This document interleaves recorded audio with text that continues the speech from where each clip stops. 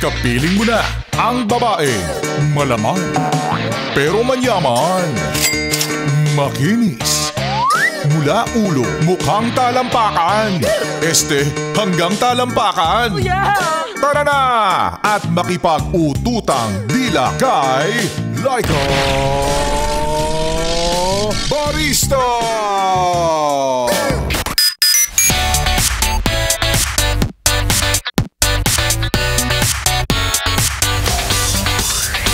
Yes, friend, be mature enough. Kapag hindi ka kasi pinayagang sumama, huwag kang sumama sa picture. Diba? Solid na dahilan. Laika Barista pa rin, yes, friend, ang iyong kasama. Kachismisan, kakwentuhan at kaututang dila rin hanggang sa mga oras po na ito at patuloy ka pa rin nakikinig dito sa iyong solid. Anong sabi ko? Sulit. Na paboritong kabanding, ang 101.1 Yes! FM. At para sa mga magpapabate, go! Message nyo na po ako sa aking Facebook fanpage na Laika Barista, LYKABARISTA. Hindi ko na kailangan ulit-ulitin pa dahil lagi ko naman sinasabi yan sa'yo. Kabisado mo na yan! At maya-maya lamang isa-isain ko, yes, pre, ng inyong mga pabate. But for now, balikan ko lang, no, yung kwento ng ating Laika Barista Moments kanina na pinamagatang Love is a choice, not a feeling. Nakwento ng mga taong kine-question ang mga partner nila kapag hindi na nagagawang maglambing. Hindi ka na nagagawang ihatid. O kaya naman hindi ka na nagagawa totally sunduin. Na nung umpisa ng relasyon, syempre kapag ganyan, diba, best foot forward ka, todo effort. Napakagalang sa magulang, ng jowa, ng partner, okay lang kahit inaantok galing duty.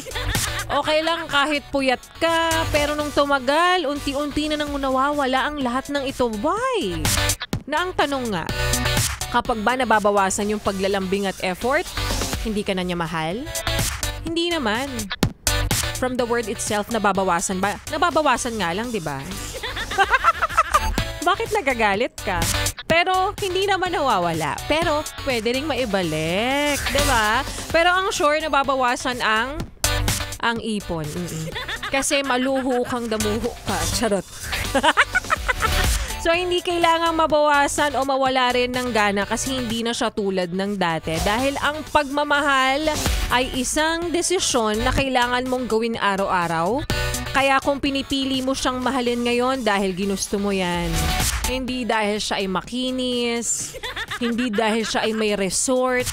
Hindi dahil siya ay mukhang matalino kapag naka-glasses. Ganon. Hindi dahil ang slender ng legs niya. Hindi ganon. Dahil minahal mo lang siya sa taglay niyang pambihira. Ay!